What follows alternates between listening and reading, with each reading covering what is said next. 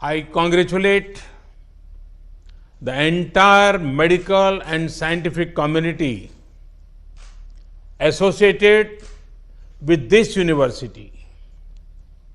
In these years, you are doing wonderful work in teaching as well as training on systems of medicine. 25 years means this university is in the prime of its youth. This is the age to think even bigger and do even better. I am confident that the university will continue to scale new heights of excellence in the times to come. I would also like to appreciate the efforts of the Karnataka government in handling the COVID-19 situation. Friends, in normal times, the celebrations would have surely been bigger. Had it not been for the global pandemic, I would have loved to be with you all in Bengaluru to mark this special day. But today, the world is facing one of the biggest crises since the two world wars. Like the world changed pre and post world wars, the same way the pre and post COVID world will be different. Friends, during such a time, the world is looking up to our doctors, nurses, medical staff, and scientific community with hope and gratitude. The world seeks both care and cure from you. Friends, at the root of India's brave fight against COVID-19 is the hard work of the medical community and our corona warriors. In fact, doctors and medical workers are like soldiers, but without the soldier's uniform.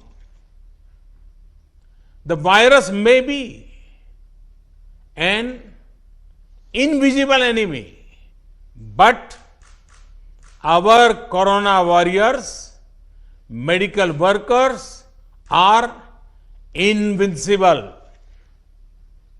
In the battle of invisible versus invincible, our medical workers are sure to win.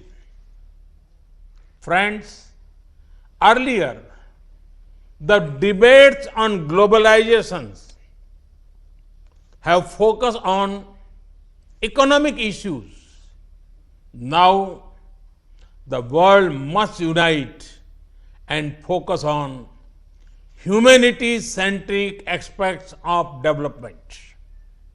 Advancements nations make in the health sector will matter more than ever before.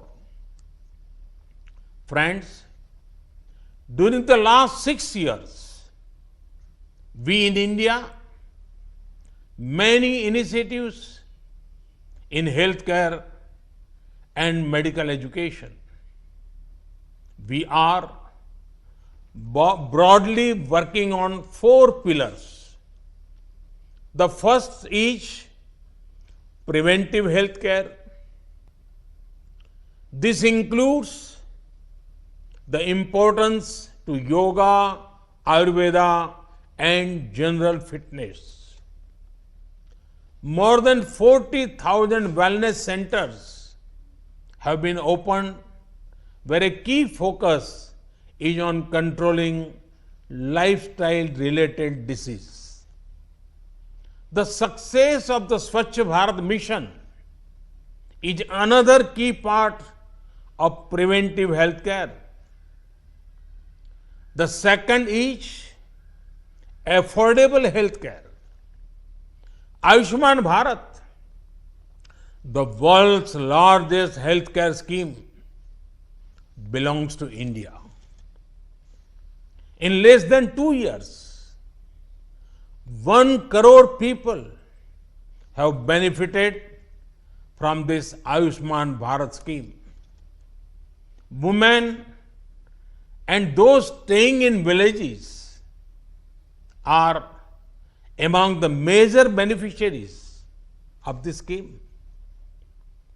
And the third pillar is improvements on the supply side. A nation like ours has to have proper medical infrastructure and medical educational infrastructure.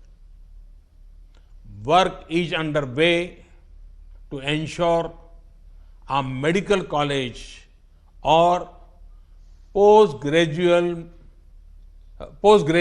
medical institute in every district of the country. The country has seen rapid progress in setting up 22 more AIIMS. Over the last 5 years, we have been able to add over 30,000 seats in MBBS and 15,000 seats in post-graduation. This has been the largest increase in the 5-year term of any government since independence. The Medical Council of India has been replaced by a new National Medical Mission, the new National Medical Commission, through an act of the Parliament. This will go in a long way in improving the quality of medical education, bringing it at par with the international standards.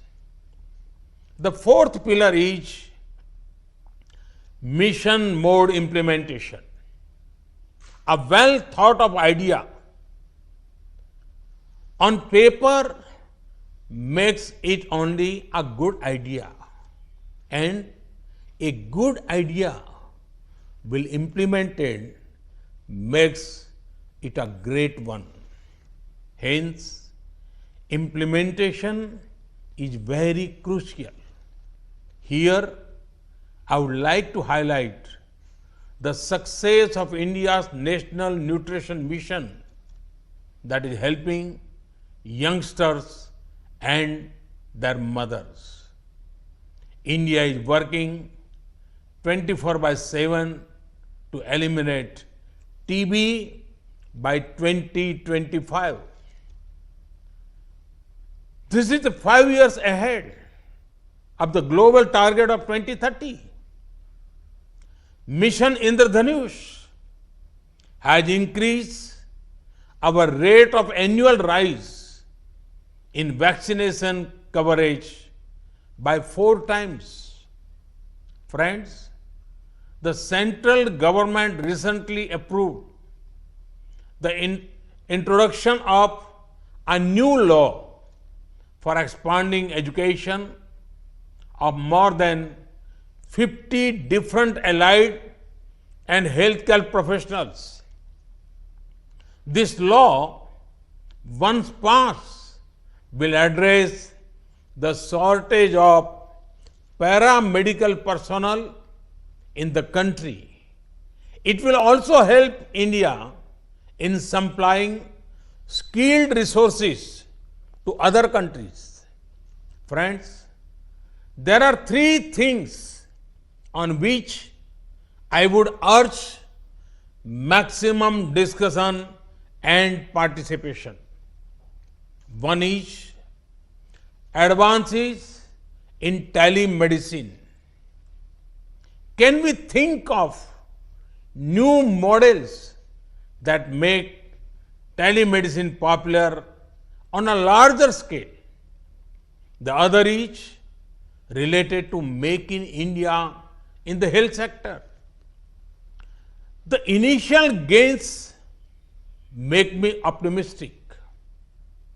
Our domestic manufacturers have started production of PPEs and have supplied about 1 crore PPEs to COVID warriors. Similarly, we have supplied 1.2 crore Make in India N95 masks to all states. Third is IT-related tools for healthier societies. I'm sure you have the Arogya Setu app on your mobiles. 12 crore health conscious people have downloaded it. This has been very helpful in the fight against coronavirus. Friends, I'm aware of an area that is of great concern to you all. Due to a mob mentality, those working on the front lines, those on duty, be it doctors, nurses, safai workers, others, are subject to violence. I want to state it clearly. Violence, abuse, and rude behavior is not acceptable. Steps have been taken to protect you against any form of violence. We have also provided an insurance cover of rupees 50 lakh for those on the front line. Friends, I am happy to see the fruitful journey of this university over last 25 years, which has produced thousands of medical and paramedical personnel who are serving the poor and the needy in this challenging time. I'm sure that the university will continue to produce health personnel of excellent quality and caliber that will make the state and the country proud.